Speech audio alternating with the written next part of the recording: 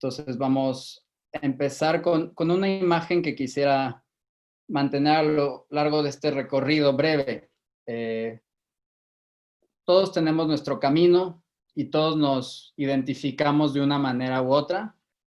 Y recientemente descubrí una comunidad de políglotas, es un término que se usa bastante y que tiene sus ventajas, sus desventajas, cada camino. Entonces hoy quisiera contarles el mío y tratar de ver el origen, lo que he observado a mi alrededor y sobre todo nuestra generación tiene muchas herramientas nuevas de las que quisiera también hablar hoy. Entonces, veámoslo como un camino grupal, una caminata por las montañas de las lenguas y hoy soy su guía. Muchas gracias por dejarme entonces presentarles algunas ideas.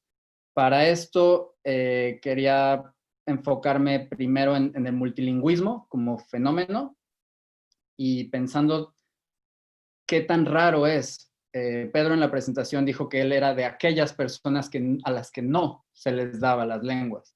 Históricamente ha habido profesiones, poblaciones que han tenido este don, entre comillas. Entonces vamos a ver cómo eso evolucionó. También quisiera enfocarme en el proceso mismo, porque esto es lo que buscamos todos, la esencia del aprendizaje, el proceso. ¿Qué sirve? ¿Qué no sirve? ¿Cómo lo hemos hecho como humanidad? Porque esto no se inventó hoy, quizás es el fenómeno más antiguo de la historia. Entonces vamos a ver algunos modos tradicionales de aprendizaje y sobre todo me quiero enfocar en ustedes como estudiantes, como personas que se interesan por otra lengua, otra cultura. ¿Qué hay que saber sobre el estudiante para que el aprendizaje sea más eficaz? También algo sin lo cual no estaríamos hoy aquí es el Internet, sus conferencias, los podcasts. Entonces vamos a ver cómo todo esto influye para que pasemos, esta es mi propuesta de hoy, que quizá pasemos en este camino de aprender una lengua a vivirla por completo.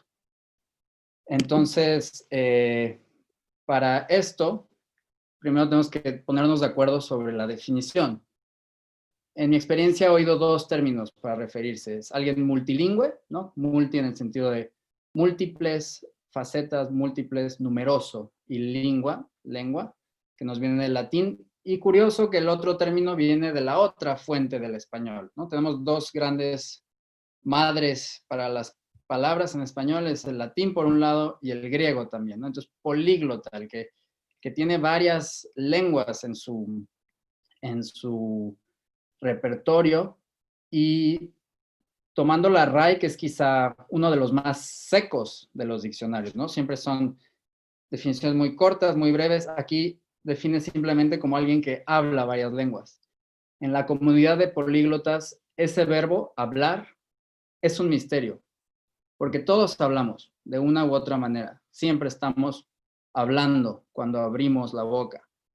Pero definir qué significa para un estudiante hablar un idioma extranjero requiere toda una vida. Y hoy en este camino que les presento, quisiera que ustedes se preguntaran qué significa para ustedes hablar un idioma.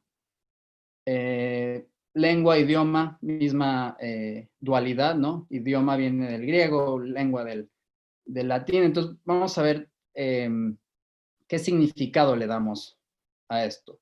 Generalmente se ponen todos de acuerdo para decir que hay un grado mínimo de alfabetización, es decir, saber escribir y leer, y cierto grado de competencia. Entonces, no hay que olvidar históricamente que la alfabetización es algo reciente. La escritura misma es relativamente reciente. Entonces, todos nuestros ancestros eran analfabetas porque no sabían escribir.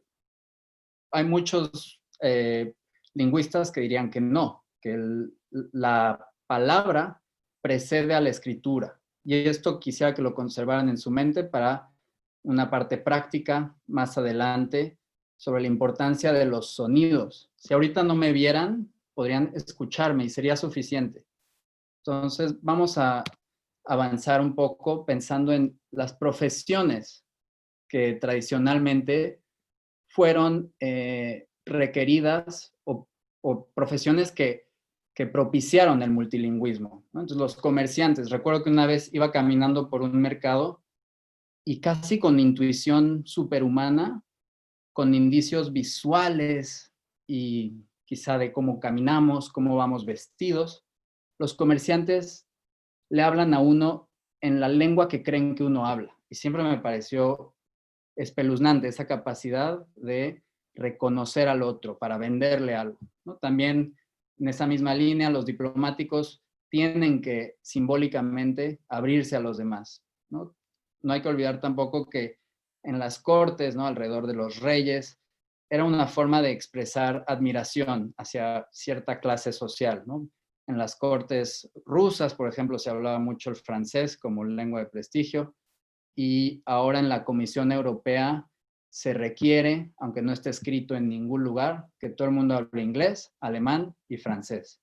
Entonces, así la clase política se constituye como políglotas sociales. Después, la lengua académica, tradicionalmente el latín, ahora el inglés, también ha tenido sus políglotas y sus necesidades de hacerlo. Quisiera detenerme un poco sobre el clero, la clase religiosa, para decir que en las expediciones en América y en Asia era esencial el papel de traducción de la Biblia, de enseñanza, ¿no? El catecismo se hacía por primera vez en la lengua del grupo que recibía la instrucción. Entonces, los grandes políglotas tradicionalmente eran personas que querían transmitir un mensaje y quisiera conservar esa imagen porque hoy lo único que quiero hacer es transmitirles el mensaje de que puede cambiar su vida hacerlo. Ahora bien, con Internet se acercan mundos, se abren puertas que hace 50 años estaban reservados a una población más limitada. Entonces vamos a explorar cómo esto ha podido gestarse. Entonces, pensando en el latín, ya no lo asociamos tanto, pero la iglesia era tradicionalmente el centro, incluso el único con el derecho de impartir la enseñanza. Entonces, había mucho énfasis en la gramática, ¿no? La lengua latina era señal de educación. Es interesante para nosotros hoy pensar que el español, el francés y otras lenguas romances se derivan del latín vulgar, cómo la gente hablaba y no cómo escribían. Entonces ya existía una forma de bilingüismo en Europa. Para entender lo que hoy llamamos lenguas hay que mirar quién definió esas primeras lenguas y con qué propósito. En Europa, la primera gramática española coincide simbólica y claramente con la idea de expulsar las poblaciones que se consideraban no españolas, reforzar el catolicismo, lanzar una expedición a América y definir lo que era español o el castellano, ¿no? Y todo lo demás ya no formaba parte del reino. Entonces vemos que hay una dimensión política muy importante en esto. En el siglo XVII empieza a crecer la conciencia nacional y además de una historia y un espacio, lo que define tradicionalmente en ciencia política a una nación es la lengua también. Entonces ahí cada grupo tenía interés político en definir su lengua. Pensando en países más jóvenes como México, la escuela pública y gratuita no fue introducida sino hasta el siglo XIX. Entonces, lo que quiero ilustrar con esto es que antes la educación estaba en manos o de la familia o de la iglesia. Entonces, que el Estado mexicano haya decidido empezar a dar clases en español fue una decisión que forjó la identidad ahora de todo un país. En conclusión, bueno, iglesia y Estado, que ahora están debilitados quizá, han tenido un papel clave. Y quisiera resaltar también esa dualidad entre cómo nos presentamos en sociedad, nuestra vida política y cómo hablamos en casa. Y eso se ha mantenido a través de la historia. Ahora bien, vamos a ver algunos puntos sobre los métodos que existen ahora y que son en realidad la decisión que ustedes tienen que tomar. O sea, quiero aprender español, bueno, pero ¿cómo? ¿Tomaron clases en Rusia? Creo que son raras las escuelas que dan clases de español en Rusia. Corríjanme si me equivoco, pero sigue teniendo el inglés una posición central. Y hay también en la Federación Rusa lenguas regionales que se enseñan. También tenemos institutos como el Leps Club o universidades también que ofrecen algo más académico, más estructurado. Tenemos, lo cual es mi profesión, tutores y profesores particulares, ¿no? Que tienen un diálogo directo con sus alumnos para diseñar un programa. Y también hay toda una rama profesional que el Estado o una empresa privada puede proponer cursos de español pensando, por ejemplo, en un francés que estuviera en Madrid y llega y no entiende nada. Generalmente la empresa o el gobierno toman en consideración esa falta y ofrecen algo a cambio. Hoy lo que les quiero proponer es pensar en dos métodos alternativos. Quiero aclarar, uno no excluye el otro. Creo que también hay que explorar diferentes formas de aprendizaje, pero oímos con frecuencia el término autodidacta, ¿no? Y quiero hacerles una confesión, yo llevaba 27 años creyendo que era autodidacta, pero no existe tal cosa. Todos aprendemos directamente de alguien, y sea por imitación, por lectura o escuchando, todos aprendimos gracias a que alguien encontró las palabras adecuadas para que aprendiéramos. Entonces, quiero enfatizar esto porque ahora aprendo lenguas por mi cuenta, pero sin las incontables personas que me han ayudado, me han explicado la diferencia entre el sh y sh, ¿no? Cosas que para mí eran totalmente imposibles.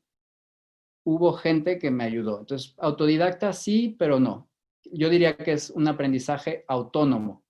Tengo mis motivaciones, me conozco, quiero aprender y busco los recursos autónomamente.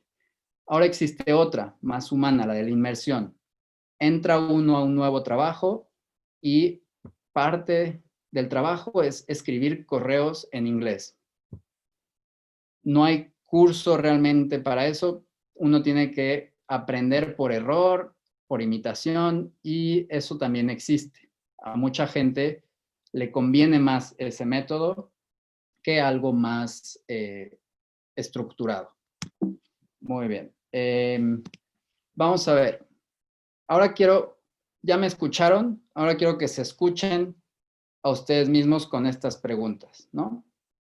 El español tiene 1000 usos. Quiero que de estas palabras piensen cuál resuena más para ustedes, cuál tiene más sentido.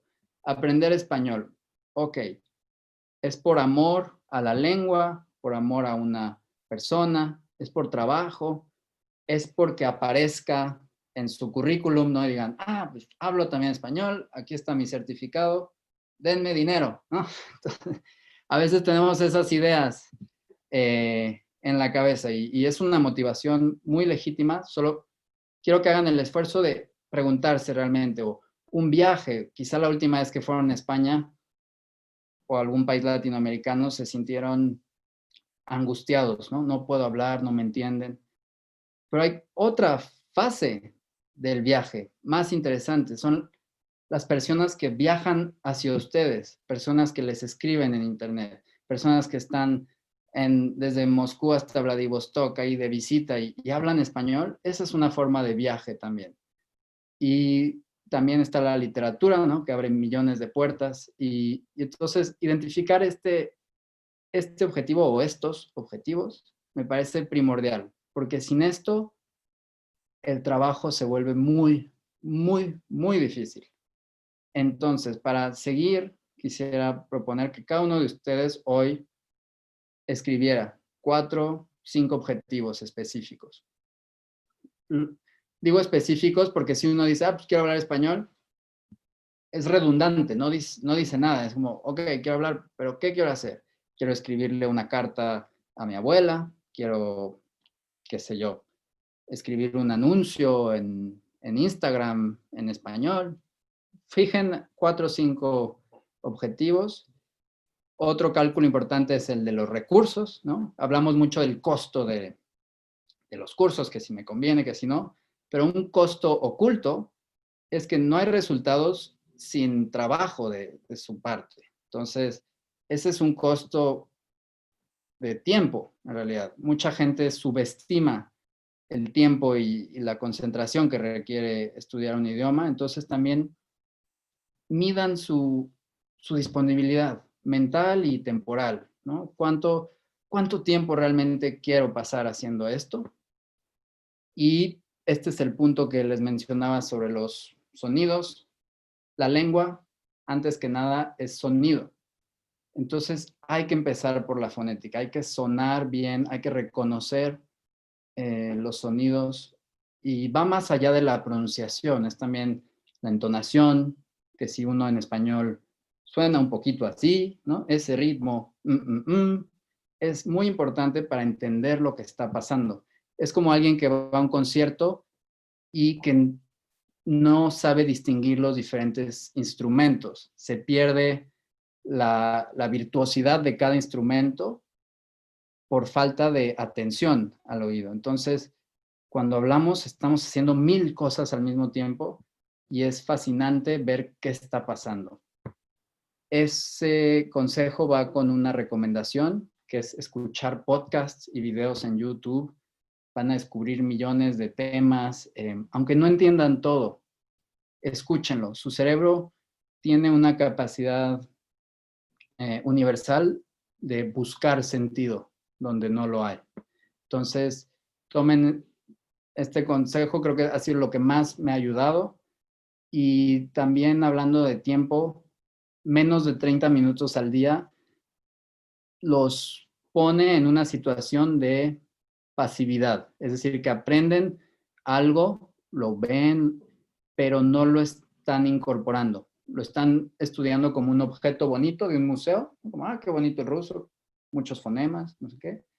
Pero para integrarlo en la vida se necesita constancia y por lo menos 30 minutos de concentración.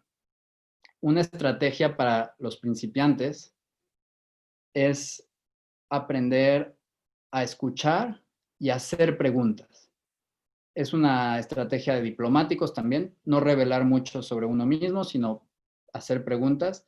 Eso funciona de maravilla, porque unas pocas preguntas pueden nutrir una conversación larga. Entonces, empezar a hacer esas preguntas es algo esencial para entrar en la conversación.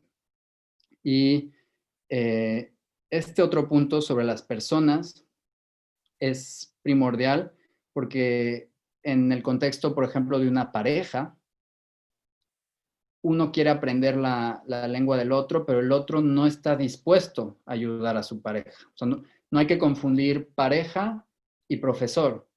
Son dos funciones completamente distintas, igual con la amistad y el profesor. Un amigo no se vuelve sistemáticamente tu profesor. La buena noticia es que sí hay profesores y además funcionan por intercambio. Entonces uno llega con su español, como una ofrenda, así de una tribu. Te doy mi español, dame tu ruso. Y funciona esta transacción. Entonces, esas son personas que están dispuestas a ayudarte. Y mantener en mente que nada es inmediato en las lenguas, pues memorizar 5 o 10 frases, pero para entrar en conversaciones o lecturas más profundas, se necesita entre 600 y 2.200 horas de estudio. Entonces, bueno, eso hay que medirlo, ver en un año cuánto representa. Es 1.5 horas al día en un año para empezar a obtener resultados satisfactorios. Entonces, quería empezar esta sesión con verdades un poco dolorosas, pero que son preguntas importantes que uno se tiene que hacer. Y el resto depende entonces de tu perfil. ¿A qué me refiero con el perfil? Es cómo estudias en general, qué haces en tu tiempo libre. ¿Ves pelis? ¿Escuchas la radio? ¿Ves a tus amigos? Ese perfil personal determina cómo vas a poder usar la lengua que estás estudiando. Vamos a ver cómo el Internet trajo nuevas herramientas. Esto que estamos haciendo hoy es un ejercicio virtual y que les da contenido en español mexicano auténtico. Están o no inscritos en un curso, pero existe esa posibilidad. Ahora con el coronavirus aprendimos que aprender a distancia se puede. Las librerías que esconden muchos tesoros ahora están cada vez más digitalizadas. Y eso es un recurso invaluable. Tener en el móvil Telegram o WhatsApp o Skype para espontáneamente llamarle a un amigo en cualquier ciudad del mundo, creo que a nuestros padres y a nuestros abuelos les habría parecido magia negra. O sea, de verdad, eso para las lenguas es algo sin precedente. Entonces, si su comportamiento en su propia lengua usa este tipo de canales, incorporen el español a eso. Escríbanle a sus amigos por WhatsApp o Telegram en español. Y entonces vamos a ver, tomando en cuenta estas nuevas herramientas, cómo mantener la motivación, porque lo nuevo fascina, ¿no? Creo que eso es universal. Uno ve algo que lo intriga y dice, pues, ¿qué es? ¿No? La pregunta esencial de ¿qué es? Pero al cabo de 1, 2, 3, 4 semanas, uno dice, bueno, no sé, está muy repetitivo esto, yo ya no quiero ver el subjuntivo, me está causando pesadillas, ya no duermo bien la noche porque no sé si es el caballo o la caballo, ¿no? Entonces, yo entiendo ese dolor y la motivación suele caer. Entonces, ¿qué podemos hacer contra eso? En mi experiencia, hay un sistema de recompensas, y no me refiero a un chocolate cada vez que conjuguen bien un verbo, porque si no, bueno, se imaginan lo que pasaría, sino entender qué tipo de interacciones buscan. Me acuerdo de haberme sentado una tarde a escribir, hola, ¿cómo estás? ¿No? ¿Как дела? Y me gustaba ver qué tipo de respuestas llegaban. Entonces, normal, все хорошо. Entonces, es muy banal, suena sencillo, pero me recompensaba con las respuestas que recibía. Decía, qué interesante, esta persona está contestando de cierta manera. Entonces, poco a poco, uno va aumentando la complejidad de lo que puede decir. Un día es, hola, ¿cómo estás? El día siguiente es, ¿cuál es el sentido de la vida? ¿No? Entonces, puede variar. Está en sus manos determinar qué tipo de recompensas reciben. Hay personas muy sensibles a los cumplidos, ¿no? Cuando alguien te hace un cumplido como, wow, qué bien hablas español, una parte de nuestro ego, o sea, 100% de nuestro ego, es como, wow, estoy haciendo algo bien. Entonces, esas recompensas hay que usarlas con cierta moderación también, para que no se vuelvan el fin, sino un motor. No es un fin el reconocimiento, pero sí que nos ayuda a seguir caminando, porque yo creo que todos nos hemos cansado en algún momento de estudiar un tema que nos parece aburrido, entonces muy importante mantener esa motivación en mente, ¿no? Y compartir esa alegría del aprendizaje con otras personas. Los amigos nos acompañan en los buenos momentos, en los malos y también en el aprendizaje a veces. Eso es un aspecto que a veces olvidamos porque si vamos a un curso, estamos rodeados de personas que comparten nuestra pasión y eso es increíble. Tener esos amigos que están estudiando lo mismo que ustedes es una enorme suerte. Ahora bien, hablando de métodos, he escuchado 1000 veces que en tal escuela el aprendizaje es divertidísimo, ¿no? Aprender como niños, a veces usan incluso la metáfora, y sí, es divertido, pero hay que también tomar en cuenta que hay mucho esfuerzo que no es divertido. Estar sentado, solo, eh, escribiendo, leyendo sobre el subjuntivo, puede ser divertido, no lo creo. O sea, son raros los casos en que es muy divertido. Lo divertido va a ser cuando el subjuntivo les permita hablar de algo que podría ser o de algo que está condicionado a algo más. Entonces, el uso es más importante que la diversión del aprendizaje mismo. Entonces, en esta misma idea, quería proponerles una definición más amplia de jugar. ¿Yo estoy jugando ahorita? Sí, de alguna manera estoy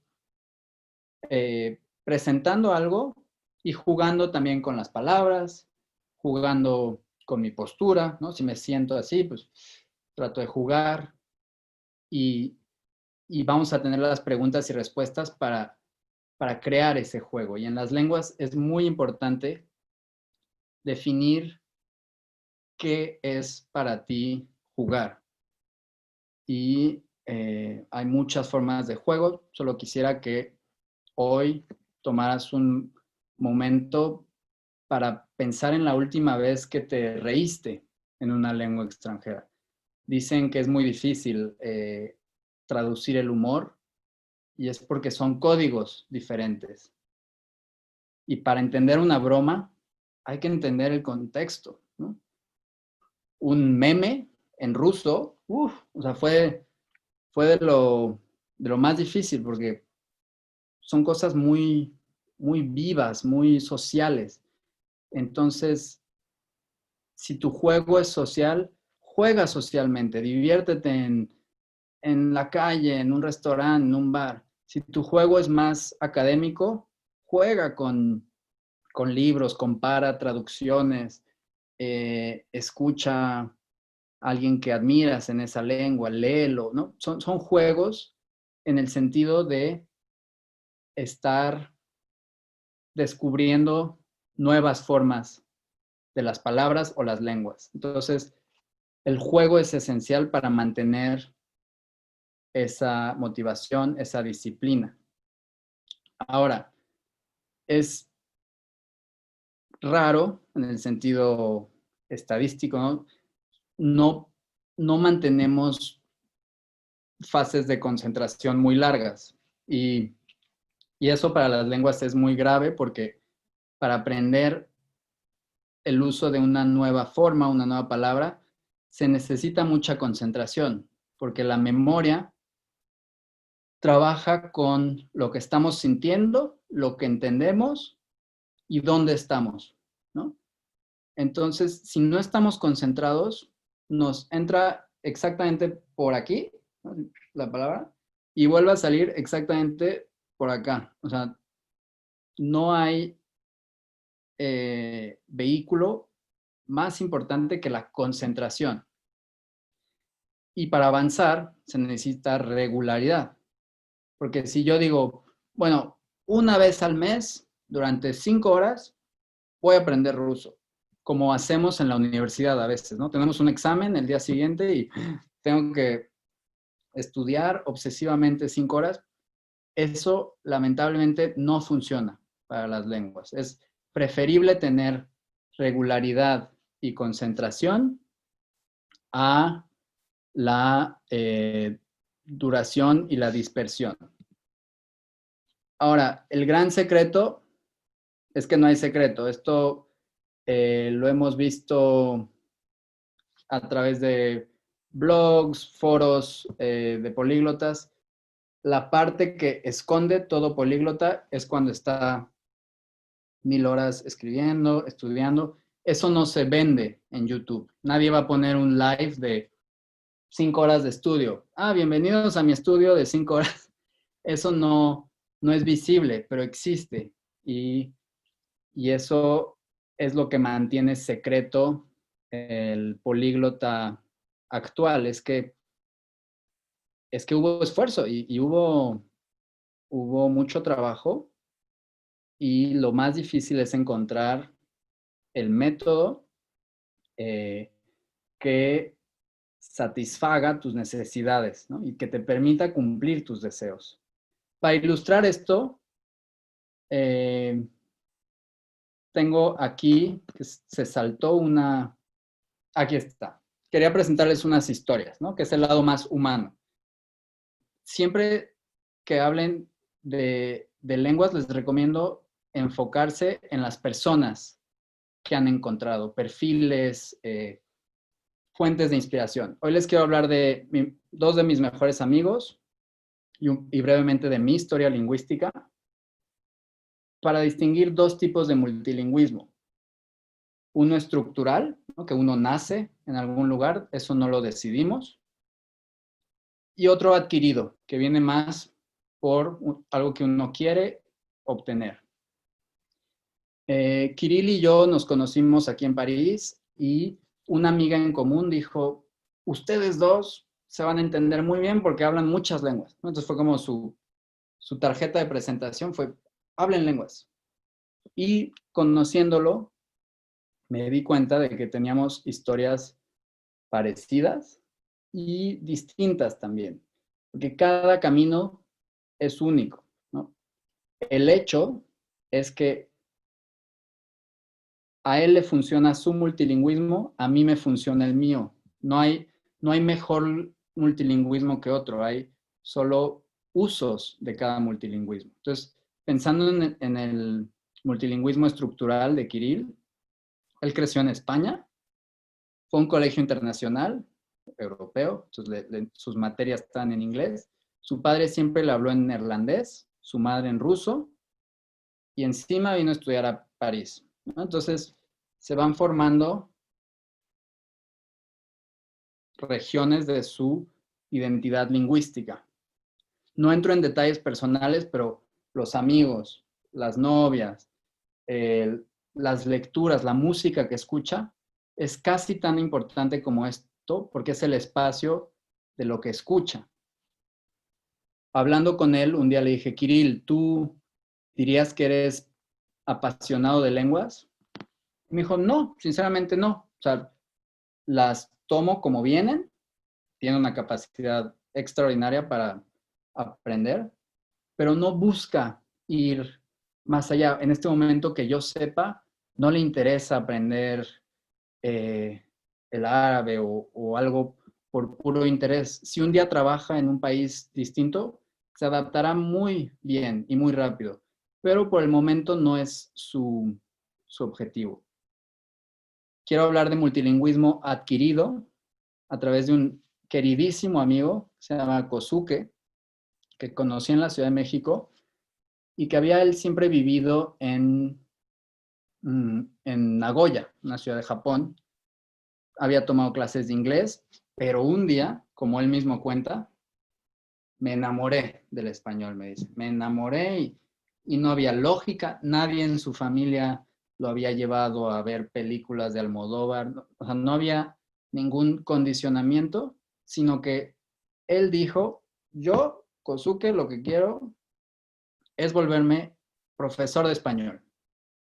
Y persiguiendo ese objetivo, leyó mucho, tomó cursos en la universidad, eligió volverse profesor de español y en ese contexto fue a México a vivir su sueño. Entonces estaba adquiriendo algo nuevo con sus propias manos y el transcurso natural de su vida no hubiera llevado a ese escenario y por eso los admiro mucho a los dos, porque lo que nos une a todos es una capacidad de adaptarnos, pero la adaptación tiene que ver con el lugar de nacimiento, nuestra familia, nuestra escuela, nuestra profesión, pero sobre todo con nuestros proyectos personales. O sea, dónde queremos trabajar, qué tipo de pareja queremos tener, queremos estudiar por estudiar. Y entonces, con esto en mente, les quisiera contar un poco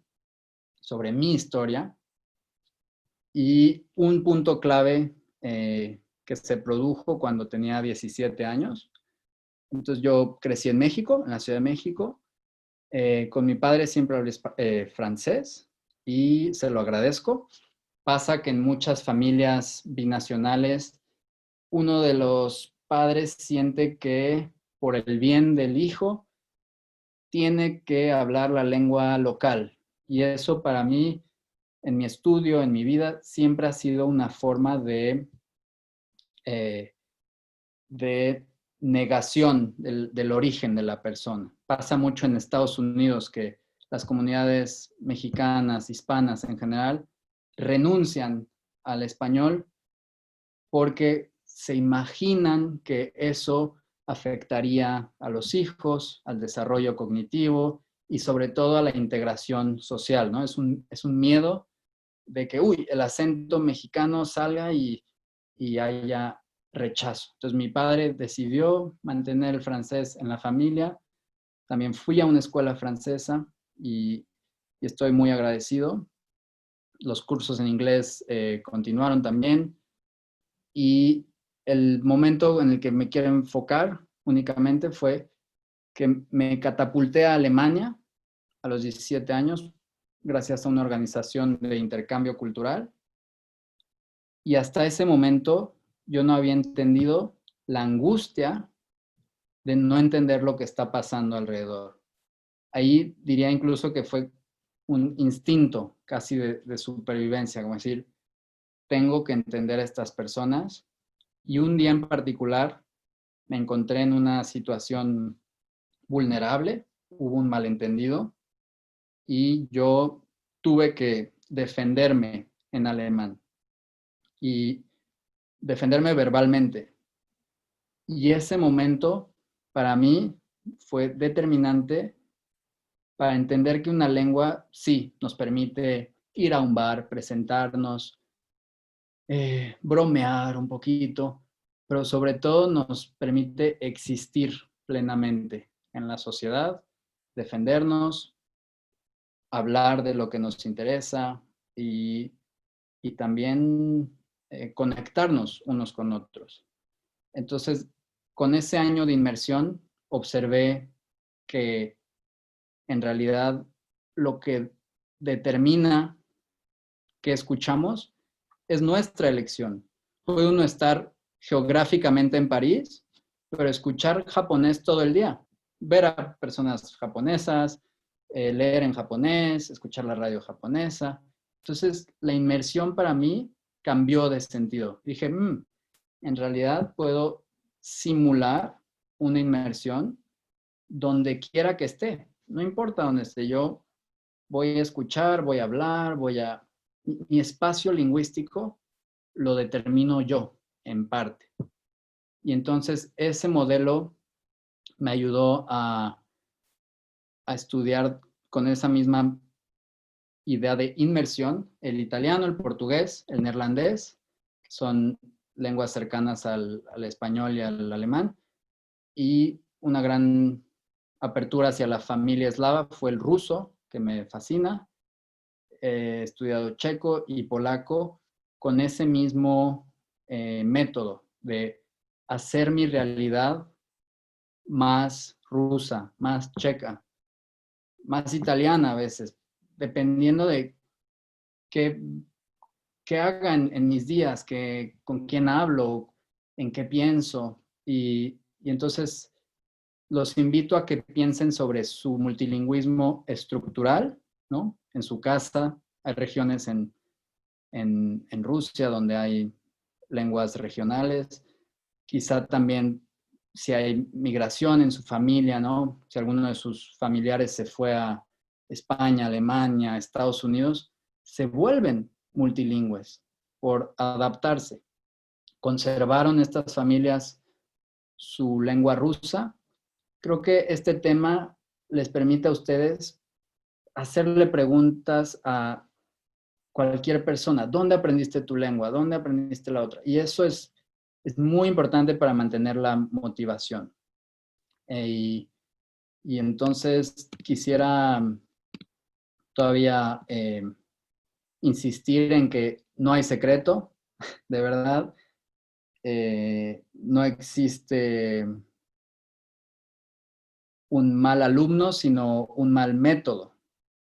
Esta es mi única convicción y quisiera cerrar con 4 preguntas que quiero que hagan. ¿Cómo pasar de estudiar a vivir una lengua? Tenemos muchas herramientas, vimos algunas de ellas. Pero el desafío para ustedes hoy es preguntarse cuál es la mejor para mí. Prueben diferentes formas de aprendizaje, diviértanse, jueguen. Hay también un hecho y es que la información es casi infinita. Lo importante es entender quién puede guiarme para que la información que yo reciba sea la mejor o la que mejor funciona para mí. Entonces, ¿quién o qué escuela me puede dar la información más importante? También en cuanto al poder de Internet, ¿no? Una ventana al mundo, claro. Pero ¿qué mundo? O sea, ¿quiere uno ir a chat roulette? ¿Quiere uno ir a la asociación de panaderos de mi barrio? Hay millones de comunidades. Entonces, escojan la suya y identifiquen cómo Internet puede ayudarles a lograrlo, a lograr esa integración.